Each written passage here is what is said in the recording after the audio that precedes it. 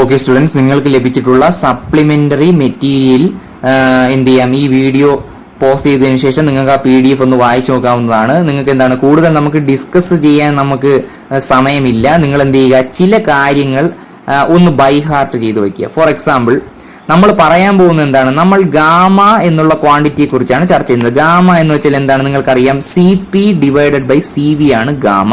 Okay, CP minus CV = R ആണ്. CP minus CV = R/J എന്നും പറയും. അത് മേഴ്സ് റിലേഷൻ ആണ്. നമ്മൾ അതിനെക്കുറിച്ച് കൂടുതൽ എന്താണ് കൈനറ്റിക് തിയറി എന്നുള്ള ചാപ്റ്ററിൽ നമ്മൾ ഡിസ്കസ് ചെയ്യുന്നതായിരിക്കും.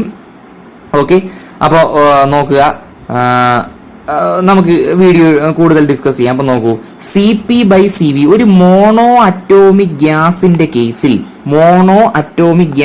കേസിൽ CV-യുടെ വാല്യൂ 3/2 R ആണ്. ഓക്കെ, CV-യുടെ വാല്യൂ 3/2 R ആണ്.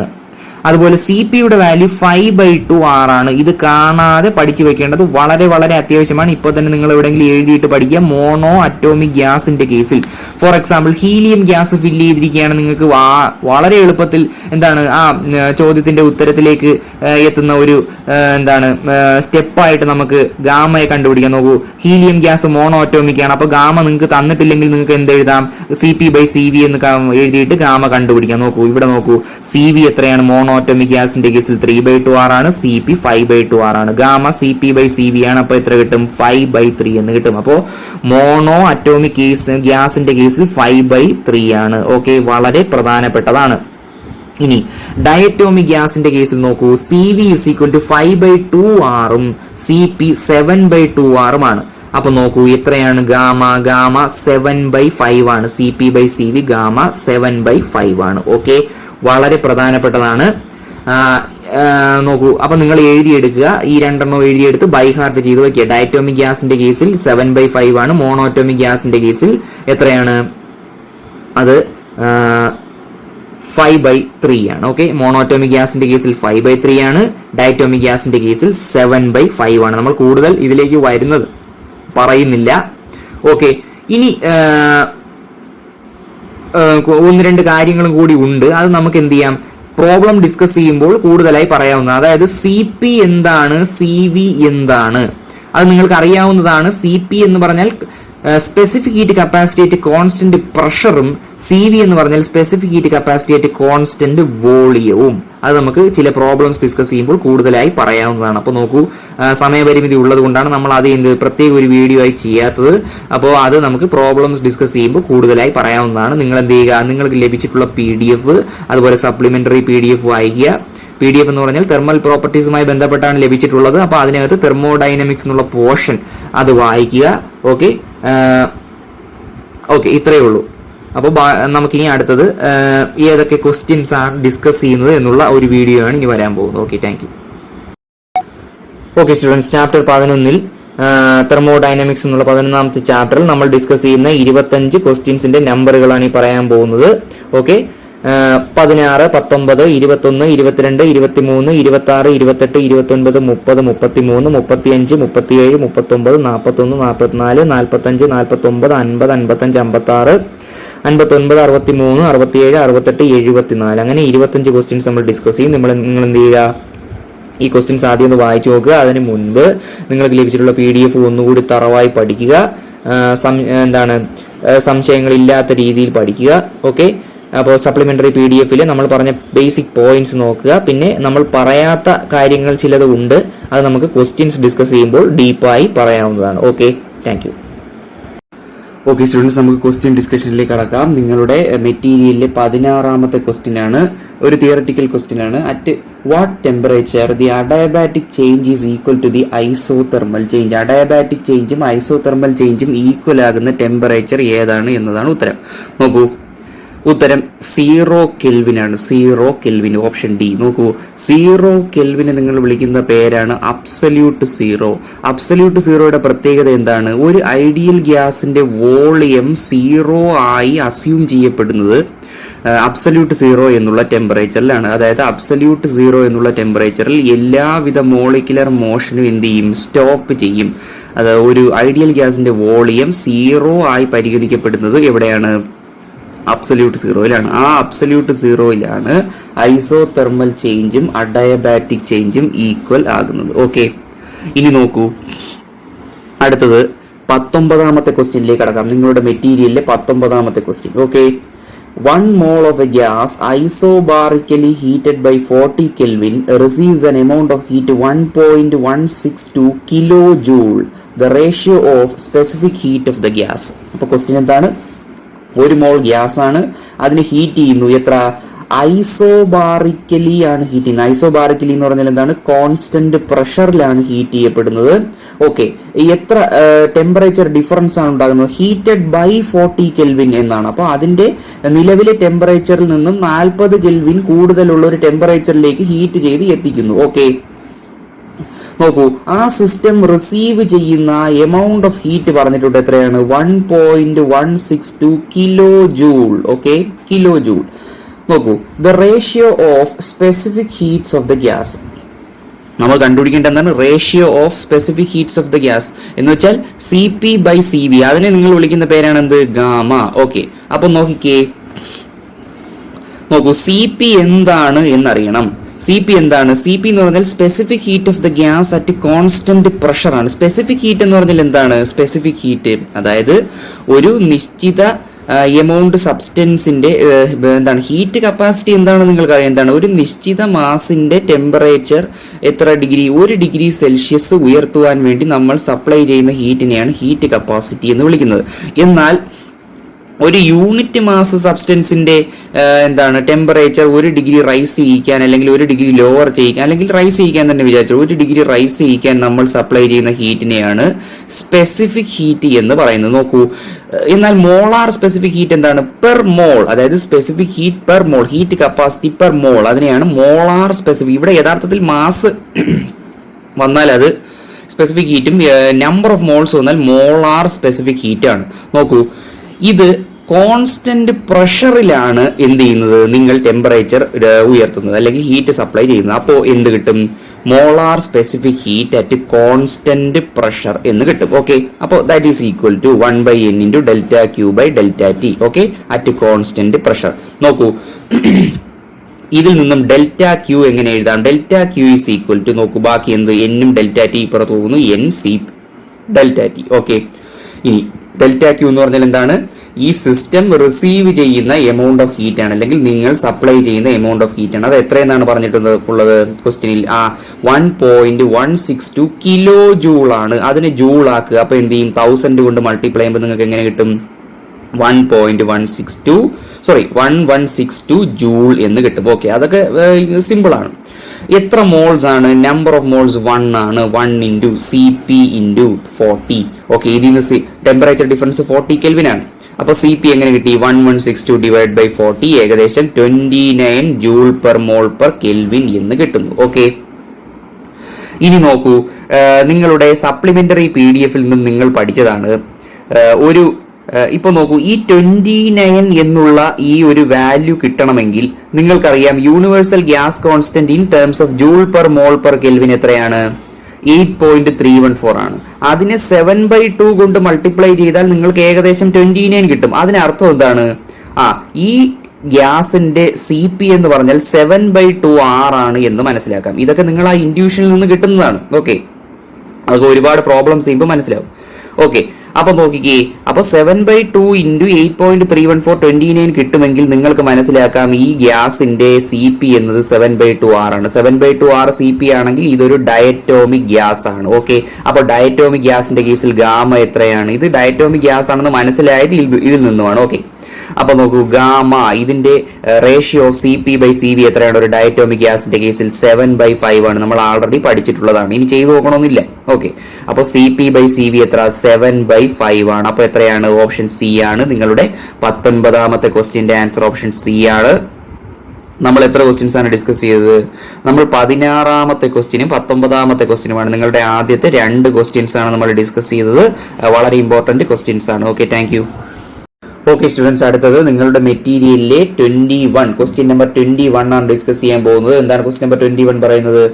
The pressure and density of a gas of gamma is equal to 3/2 changes adiabatically from P and rho to P dash and rho dash. If rho by rho dash is 36, then P dash by P should be. Okay, question നിങ്ങൾ വായിക്കുക. എന്താണ്? Gamma is equal to 3/2 ആയ ഒരു ഗ്യാസിന്റെ പ്രഷറും ഡെൻസിറ്റിയും initially എത്രയായിരുന്നു? പിയും റോയുമായിരുന്നു. അത് അഡയബാറ്റിക്കലി എങ്ങനെ മാറും? പി ഡാഷ് ആകുന്നു, റോ ഡാഷ് ആകുന്നു. ഇനി നോക്കൂ, ഒരു റേഷ്യോ തന്നിട്ടുണ്ട്. എന്താണ്? Initial density to final density. Rho by rho dash 36 ആണ് എങ്കിൽ നിങ്ങൾ കണ്ടുപിടിക്കേണ്ടത് എന്താണ്? പി ഡാഷ് ബൈ പി ആണ്. ഫൈനൽ ഡെൻസിറ്റി, ഫൈനൽ പ്രഷറിന്റെയും ഇനിഷ്യൽ പ്രഷറിന്റെയും റേഷ്യോയാണ് കണ്ടുപിടിക്കേണ്ടത്. ഓക്കെ, നോക്കൂ, അഡയബാറ്റിക് പ്രോസസ്സിന്റെ ഇക്വേഷൻസ് നിങ്ങൾക്കറിയാം. അത് 3 ഉണ്ട്. നിങ്ങൾ കാണാതെ പഠിക്കണമെന്ന് നമ്മൾ ഡിസ്കസ് ചെയ്യുന്ന സമയത്ത് പറഞ്ഞതാണ്. Okay, for an adiabatic process P V raise to gamma is ഈ കോൺസ്റ്റന്റ്. ഓക്കെ, അതാണ് നമ്മളിവിടെ ഉപയോഗിക്കേണ്ടത്. നോക്കൂ, ഗ്യാസിന്റെ മാസ് എം ആണ്, റോ ഡെൻസിറ്റി ആണെങ്കിൽ നിങ്ങൾക്ക് വോളിയം എങ്ങനെ എഴുതാൻ പറ്റും? മാസ് ബൈ ഡെൻസിറ്റി എന്ന് എഴുതിക്കൂടെ? അപ്പോ നോക്കൂ, നമ്മൾ പ്രഷറിന്റെയും ഡെൻസിറ്റിയുടെയും ടേംസിൽ ഇതിനെ മാറ്റാൻ പോവുകയാണ്. അപ്പൊ നോക്കൂ, ഈ വിക്ക് പകരം എങ്ങനെ എഴുതാം? എം ബൈ റോ എന്ന് എഴുതാം. അപ്പൊ നോക്കൂ, P into M by rho the whole raise to gamma is equal to constant. Okay, അതിനർത്ഥം എന്താണ്? ഇതിനകത്ത് M raise to gamma is a constant. അപ്പൊ അതിനെ നമുക്ക് മാറ്റി നിർത്താം. ആ കോൺസ്റ്റന്റ് ഇപ്പുറത്ത് കൊണ്ടുവന്നാൽ ഇതൊരു കോൺസ്റ്റന്റ് തന്നെയായി നിൽക്കും. അപ്പൊ നോക്കൂ, നിങ്ങൾക്ക് ഫലത്തിൽ എന്ത് കിട്ടും? P by rho raise to gamma is a constant എന്ന് കിട്ടും. ഓക്കെ, പറഞ്ഞ് മനസ്സിലാവുന്നുണ്ടോ? P by rho raise to gamma is a constant എന്ന് വെച്ചാൽ എന്താണ്? P1 by rho 1 raised to gamma is equal to P2 by rho 2 raised to gamma. കാരണം m constant ആയതുകൊണ്ട് ഇങ്ങനെ വരുന്നു. ഇത് എല്ലാം കോൺസ്റ്റന്റ് ആയി നിൽക്കുന്നതുകൊണ്ട് P by rho is P by rho raised to gamma is a constant. അതിനെ നമുക്ക് ഇങ്ങനെ എഴുതും. P1 by rho 1 raised to gamma is equal to P2 by rho 2 raised to gamma. Okay, ഇനി നിങ്ങൾക്കറിയാം P1 എന്നുള്ള ഇത് ഇനീഷ്യൽ പ്രഷർ ആണ്. അത് ക്വസ്റ്റ്യനിൽ തന്നിട്ടുള്ളത് P ആണ്. ഓക്കെ, അതിനെ നമുക്ക് അങ്ങനെ മാറ്റുന്നു. ഇനി P2 എന്നത് ഫൈനൽ പ്രഷർ ആണ്. അത് ക്വസ്റ്റ്യനിൽ ഏത് രീതിയിലാണ് തന്നിരിക്കുന്നത്? P ഡാഷ് എന്നാണ്. ഓക്കെ, ഇനി rho 1 raise to gamma. Rho 1 ക്വസ്റ്റ്യനിൽ റോ ആയി തന്നിരിക്കുന്നു. അപ്പൊ റോ റൈസ് ടു ഗാമ തന്നിരിക്കുന്നു. ഇനി റോ 2 നോക്കിക്കേ, റോ ഡാഷ് എന്നല്ലേ തന്നിരിക്കുന്നത്. അപ്പൊ rho dash raise to gamma. ഇനി നോക്കിക്കേ, ഈ P ഡാഷ് ബൈ P ഇങ്ങനെ എഴുതുന്നു. P ഡാഷ് ബൈ P എങ്ങനെ എഴുതാം? റോ ഡാഷ് ഇനി മുകളിലേക്ക് പോകുന്നു. അപ്പൊ rho dash by rho the whole raise to gamma എന്ന് എഴുതാം. കാര്യം rho dash raise to gamma by rho raise to gamma എന്നാണ്. അതിനെ നമ്മൾ ഇങ്ങനെ ഒരുമിച്ച് എഴുതുന്നു. ഓക്കെ, ഇനി നോക്കിക്കേ, നിങ്ങളുടെ ക്വസ്റ്റ്യനിൽ എന്താ തന്നിരിക്കുന്നത്? റോ ബൈ റോ ഡാഷ് 36 എന്നാണ് തന്നിരിക്കുന്നത്. അപ്പൊ റോ ഡാഷ് ബൈ റോ എത്രയായിരിക്കും? 1 by 36 ആയിരിക്കും. അത് നമുക്ക് ഇവിടെ കൊടുക്കാം, 1 by 36. Okay, the whole raise to gamma എത്ര എന്നാണ് തന്നിരിക്കുന്നത്? 3/2 എന്നാണ് തന്നിരിക്കുന്നത്. അപ്പൊ 1 by 36 the whole raise to 3/2 that is equal to എങ്ങനെ എഴുതാം? 1 by 36 the whole raise to half the whole cube എഴുതാം. കാര്യം മൾട്ടിപ്ലൈ ചെയ്യുമ്പോൾ 3/2 വന്നോളും. അപ്പൊ നോക്കിയേ, 36 the whole raise to half എന്ന് പറഞ്ഞാൽ 36ന്റെ റൂട്ട് ആണ്, അത് 6 ആണ്. 6 ക്യൂബ് എന്ന് കിട്ടും. അപ്പൊ 1 by 6 ക്യൂബ് എത്ര കിട്ടും? 1 by 216. 6ന്റെ ക്യൂബ് എത്ര? 216 ആണ്. നമ്മൾ കണ്ടുപിടിക്കേണ്ടതാണ് പി ഡാഷ് ബൈ പി ആണ്. അത് കണ്ടുപിടിച്ചല്ലോ, 1 by 216. അപ്പോൾ ഓപ്ഷൻ ബി ആണ്. ഇത് എത്രാമത്തെ ക്വസ്റ്റ്യൻ ആണ്? 21 ആണ്. Question number 21, option B. Okay students, അടുത്തത് നിങ്ങളുടെ മെറ്റീരിയലിലെ ക്വസ്റ്റ്യൻ നമ്പർ 22 ആണ്. എന്താണ് ക്വസ്റ്റ്യൻ നമ്പർ 22 പറയുന്നത്? To double the volume at constant pressure of a given mass of ammonia at 50 degrees Celsius, the temperature must be raised to. അപ്പൊ എന്താണ്? Constant പ്രഷറിൽ എന്ത് ചെയ്യുകയാണ്? ഒരു given mass of ammonia gas ആണ്. അപ്പൊ നോക്കൂ, കോൺസ്റ്റന്റ് പ്രഷറിൽ ഇതിന്റെ വോളിയം ഡബിൾ ചെയ്യണം എങ്കിൽ 50 ഡിഗ്രി സെൽഷ്യസ് എന്നുള്ള ടെമ്പറേച്ചറിൽ നിന്നും എത്ര ഡിഗ്രി സെൽഷ്യസ് ഉയർത്തണം എന്നാണ്. അപ്പൊ നോക്കൂ, ഇനീഷ്യൽ ടെമ്പറേച്ചർ എത്രയായിരുന്നു? 50 ഡിഗ്രി സെൽഷ്യസ് ആണ്. കോൺസ്റ്റന്റ് പ്രഷർ പ്രോസസ് ആണ്. എന്താണ് ക്വസ്റ്റ്യൻ? ഇതിന്റെ ഇനിഷ്യൽ വോളിയം എന്ത് ചെയ്യുക? ഡബിൾ ആക്കുക. ഡബിൾ ആക്കാൻ എന്ത് ചെയ്യുക? നിങ്ങൾ ടെമ്പറേച്ചർ കൂട്ടുക. അപ്പൊ 50 ഡിഗ്രി സെൽഷ്യസിൽ നിന്നും ഏത് ഡിഗ്രി സെൽഷ്യസിലേക്ക് ഇതിനെ ഉയർത്തണം എന്നാണ് ക്വസ്റ്റ്യൻ. ഓക്കെ, 50 ഡിഗ്രി സെൽഷ്യസിൽ നിന്നും ഏത് ഡിഗ്രി സെൽഷ്യസിലേക്ക് ഉയർത്തണം എന്നാണ് ക്വസ്റ്റ്യൻ.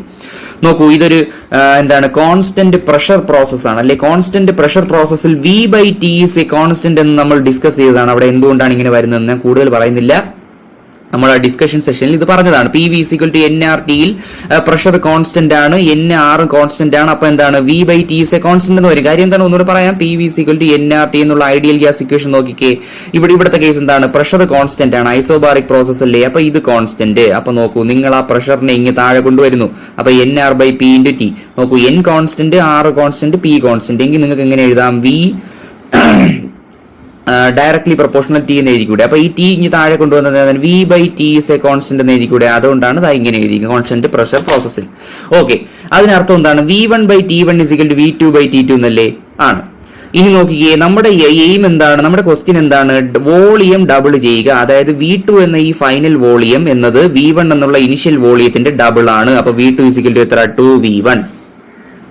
ഇനി നോക്കിക്കേ, T1 എത്രയും തന്നിട്ടുണ്ട്? ഇനിഷ്യൽ ടെമ്പറേച്ചർ 50 ഡിഗ്രി സെൽഷ്യസ് ആണ്. അത് നമ്മൾ കെൽവിനിലേക്ക് മാറ്റുക. ഇവിടെ എല്ലാം കെൽവിനിൽ വെച്ചേ ചെയ്യാവൂ. 50 + 273 എത്ര കിട്ടും? 323 കെൽവിൻ എന്ന് കിട്ടും. ഓക്കെ, കെൽവിനിലേക്ക് മാറ്റിയിട്ടേ ചെയ്യാവുള്ളൂ. ഓക്കെ, ഇനി നോക്കിക്കേ, ഇക്വേഷൻ 1ൽ നിങ്ങൾക്ക് T2 എങ്ങനെ എഴുതാം? നോക്കൂ, T2 = V1 താഴെ വരുന്നു, V2/V1 × T1. ഓക്കെ, സംശയമില്ലല്ലോ.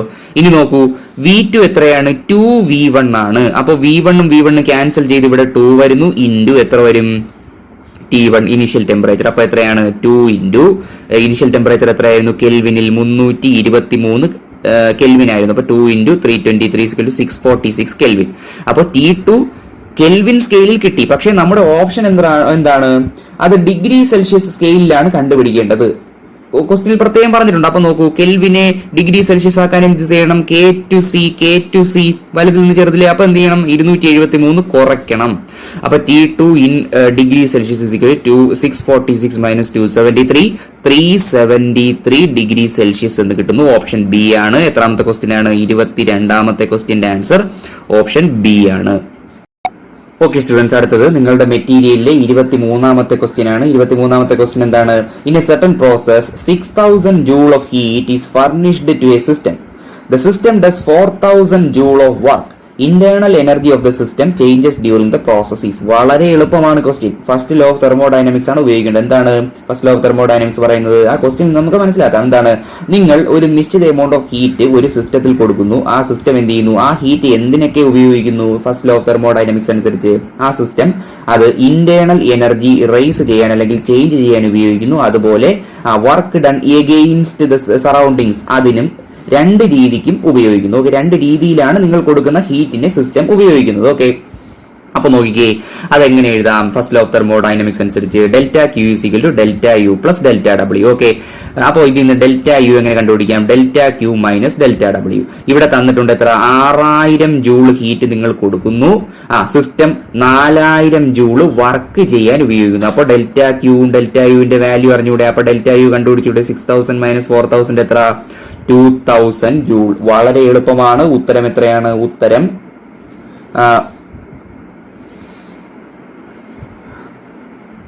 എത്രയാണ്? ഓപ്ഷൻ സി ആണ്. ഓപ്ഷൻ സി ആണ്. ഓക്കെ, അപ്പൊ 23rd ക്വസ്റ്റ്യന്റെ ആൻസർ ഓപ്ഷൻ സി ആണ്. ഓക്കെ, അടുത്തത് നിങ്ങളുടെ മെറ്റീരിയലിലെ 26th ക്വസ്റ്റ്യൻ ആണ്. 26th ക്വസ്റ്റ്യൻ എന്താ പറയുന്നത്? സമാനമായ ക്വസ്റ്റ്യൻ ആണ്. നോക്കൂ, A system absorbs 1000 calorie of heat and does 1675 joule of external work. Okay, if J is equal to 4.18 joule per calorie, then change in internal energy of the system. അപ്പൊ നോക്കിക്കേ, നിങ്ങൾ എത്ര amount of heat ആണ് കൊടുത്തത്? 1000 calorie ആണ്. 1000 കാലറിയെ നിങ്ങൾ എന്ത് ചെയ്യുക?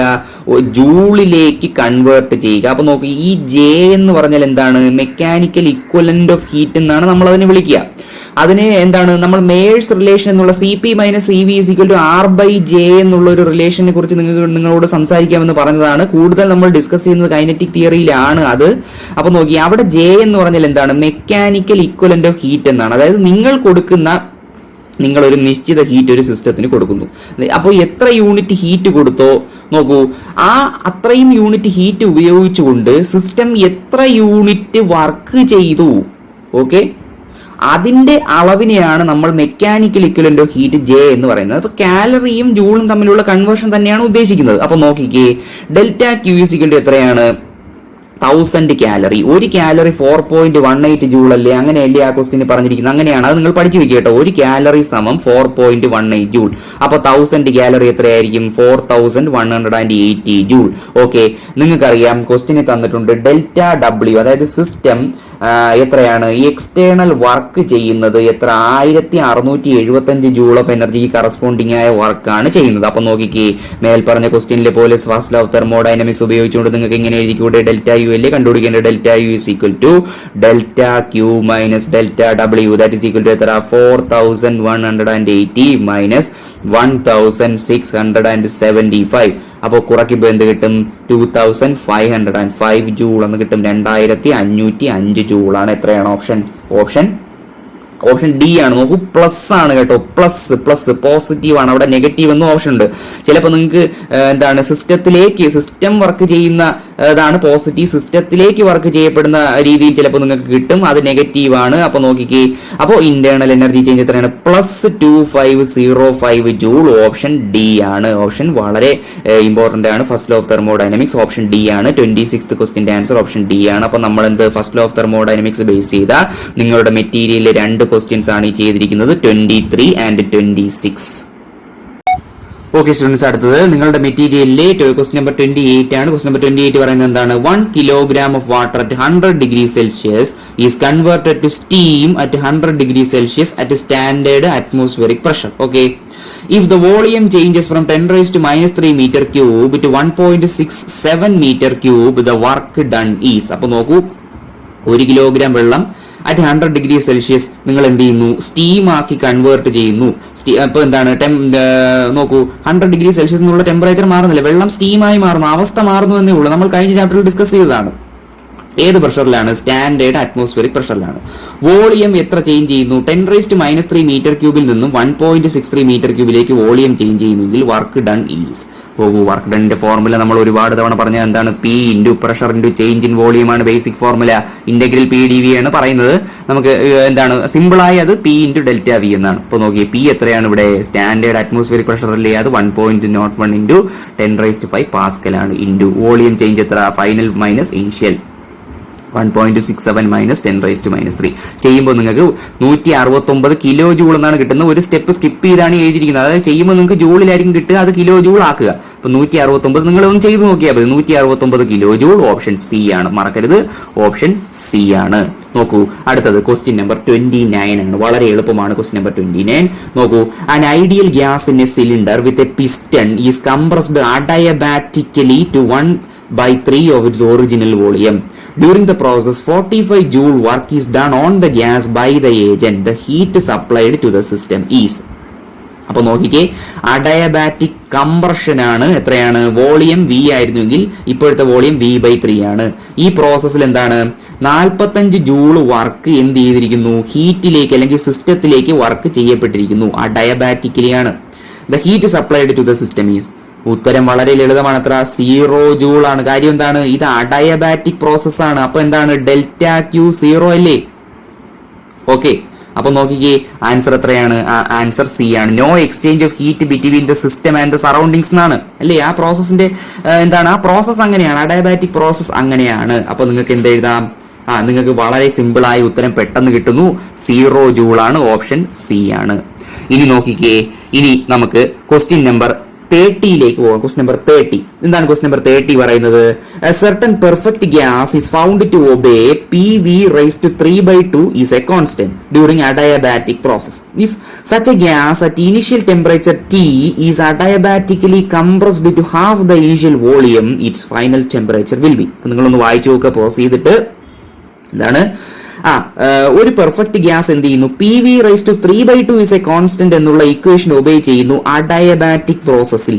അതായത് PV raised to gamma is a constant എന്നാണ്. അപ്പൊ ഗാമ എത്ര കിട്ടി? 3/2 എന്ന് ആദ്യമേ കിട്ടി. അത് എവിടെയെങ്കിലും എഴുതിയ അല്ലെങ്കിൽ മനസ്സിലാക്കുക. ഓക്കെ, ഇനി നോക്കൂ, ഇനിഷ്യൽ ടെമ്പറേച്ചർ T ആയിരുന്നു, അതിനെ അഡയബാറ്റിക്കലി കംപ്രസ് ചെയ്തു. അതായത് എങ്ങനെ കംപ്രസ് ചെയ്തു? ഇനിഷ്യൽ വോളിയത്തിന്റെ പകുതിയാക്കി കംപ്രസ് ചെയ്തു എങ്കിൽ ഫൈനൽ ടെമ്പറേച്ചർ എത്ര എന്നാണ്. അപ്പൊ നോക്കിക്കേ, ഇവിടെ നമ്മൾ ഉപയോഗിക്കേണ്ട ഇക്വേഷൻ ഏതാണ്? ടെമ്പറേച്ചറും വോളിയവും കണക്ട് ചെയ്തിട്ടുള്ള അഡയബാറ്റിക് പ്രോസസിന്റെ ഇക്വേഷനാണ്. ഏതാണത്? TV raised to gamma minus 1 is a constant. എന്ന് വെച്ചാൽ എങ്ങനെ എഴുതാം? T1 V1 raised to gamma minus 1 is equal to T2 V2 raised to gamma minus 1. T1 initial temperature, T2 final, V1 initial volume, V2 final volume.